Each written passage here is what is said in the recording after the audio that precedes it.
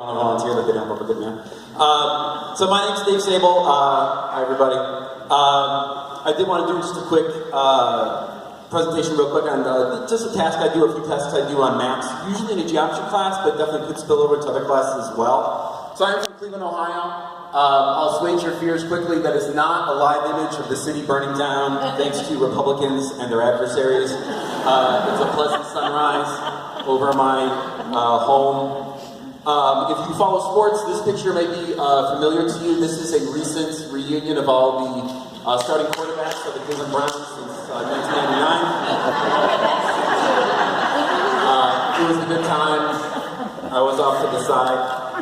One question I like to ask in class sometimes, just randomly, is what about Youngstown? So the Cleveland Browns and the Pittsburgh Steelers are sort of rival teams. Cleveland considers them more of a rival than Pittsburgh does because Pittsburgh's destroyed us for many years. But Youngstown, if you can kind of see the map here, is kind of right in between the Cleveland metro area and the Pittsburgh metro area. So I asked the kids, if you were living in Youngstown, what team do you think you would follow? Cleveland! Definitely Cleveland! Hold for one moment. So we talk about, so just shout it out. What are the things that go into what team you follow? How close you are. Anything else? The state you are, where you're from, where your parents are a fan of. Yeah. How good the team is. So because it's a geometry class, and because I got to get work done, I kind of focus them into that distance question of how close you are. And it just so happens that I randomly asked this question right around the time we're studying perpendicular bisectors.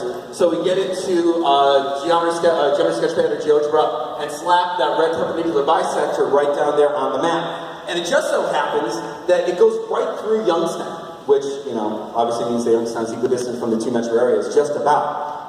Now, just for reference, Lisa and her husband live right there. And as a data point, I talked to Lisa's husband yesterday, and they are Browns fans. As you may have heard, he kind of put a little spoiler out there earlier in the presentation. So as one data point, you know, there is at least one Cleveland Browns loving fan in Youngstown. Two. I'm so sorry. One household. So let me extend this. So we just throw a whole bunch of perpendicular bisectors down all over the region. So these are perpendicular bisectors between every NFL city on the screen. So there's a whole bunch of stuff going on. So then we start having cool conversations about like, all right, so I kind of get what like this one between Cleveland and Pittsburgh means. But like, does it make any sense up here? Does it matter? So then we can have conversations about, well, can you erase some lines? Can we kind of focus in on stuff? And then we turn into this. So this is a map that splits the whole region up into NFL zones based on simply what city are you closest to? What NFL city are you closest to? Now note, this is only for the cities directly on the map. Okay? By the way, I've done this task using GeoGebra for sure, but I've also done this just by giving them paper and a compass, or even just a protractor. I mean, you can do all this with a protractor and a pencil. It's really not that bad, and especially with erasing stuff, it makes it kind of easy to connect to for a lot of the students. This is this map, and I didn't fix this. I'll put this online. I'll tweet it out and I'll put it on the wiki if I can. This is that map for the whole country. This does not reflect the move from the Chargers. I couldn't find an updated map yet. They haven't made it, I guess. If somebody has made it, I haven't made it. But this is that map for the whole country, so there's a lot of cool things happening there. But it's imperfect. I mean, that's definitely not going to be the only thing that goes into it. So then we have starting more conversations about what else goes into it. Facebook, sort of famously, every year at the start of a lot of sports seasons, put out maps that show what team is most liked in this county. So this is that map for the whole country, for the NFL. By the way, Youngstown's, it's hard to tell, actually. It's hard to tell. I don't know the counties enough over there. It could be Steelers, it could be Browns.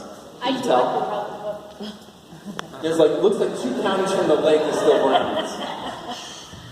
Ashtabula, Trumbull, surprisingly, and I think this is Mahoney where we live, and unfortunately they're in the wrong team. Just saying. Because we live in Ohio. If I could toot my own horn, I'm the only MyFavorite so far that's had Lisa do a cameo, and has been there, so I'm forgetting about that. No, you're not. Jonathan had me first. Here's another breakdown. Here's another breakdown of it. So now this is media markets. So these are the markets that will always show this team every Sunday, no matter what. Notice, Youngstown is actually in a gray area. They do not have a dedicated team. So let's kind of keep looking at it a little bit more. Here's another map. 538 did a breakdown on this last year for 2009 to 2014.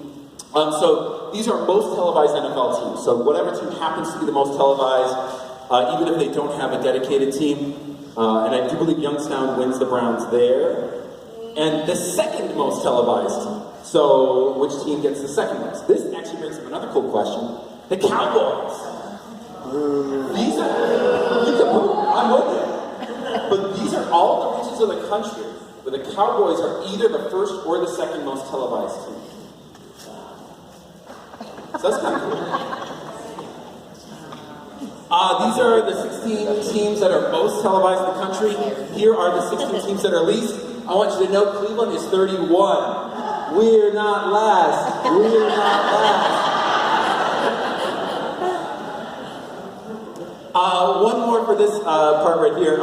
This is actually a sort of very unscientific, I'm sure, poll, but what I like about this one is it acknowledges the fact that there are regions of the country, in fact, a lot of land area in the country, where there is just no discernible preference. No realistic, statistically significant preference. And that's an important thing to acknowledge, I think, when you're modeling.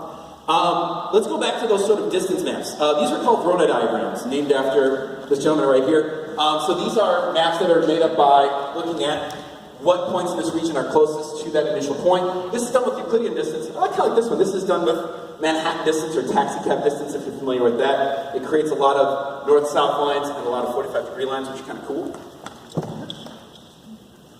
And this guy right here has done a bunch of the really cool versions of these. United States of Verona, this is based on state capitals. This one's based on Major League Baseball. This one's cool. This is based on borders. So this is, if you're in any part of the country, which border is closest, if you should ever need that information for any reason. I like how Cuba has a little wedge, and Florida's got the end there, it's kind of neat. This is really cool. So this guy, Alex Anand, we should try to get him here. He's on Twitter, but he only has 4 tweets.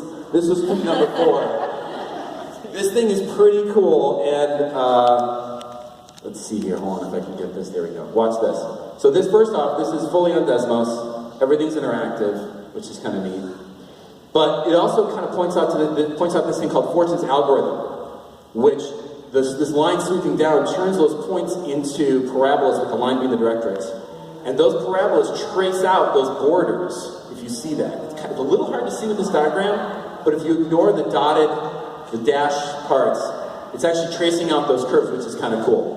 Here's another Jason Davies one. This is the world airports in Verona diagrams. So it's kind of cool. What else do I have here? Some other nice map sites, and again, I'll have this on there. That are just kind of neat. I always like to browse the map subreddit on Reddit, if you're into Reddit. So anyway, so why is this my favorite? I mean maps, right? The interest level is generally pretty high amongst my students. I do also teach at an all-boys school, and I'm not trying to get too stereotypical, but they like football, a lot of them like maps for some reason. And I think this is like a really awesome application of modeling, because it takes questions that you're kind of interested in. We can look at it in a whole bunch of different ways. And by the way, almost every single one of those ways is imperfect, and the discussions about why they're imperfect are really, really good discussions. That reflection on whether the results make sense is great. It's like, oh, well, Youngstown is right on the line in between. Well, does that make that much difference anyways? Maybe not. There's other things that play into it. It's also a really good example of a low threshold, high ceiling activity, where answering the initial parts of this question are very accessible for a lot of students, but there is a pretty high level that they could get to if they want to. And I also, in my teaching, I put a big focus on making the connection. When we're talking about a topic, I like to create at least one big experience that they can make this connection to. So ideally, my students throughout the rest of the year, whenever we talk about perpendicular bisectors, we can go back to these maps. We can go back to the Youngstown question. And that is hopefully forever linked in their head to what perpendicular bisectors mean and how we can use them. So I think that's it. Thanks very much.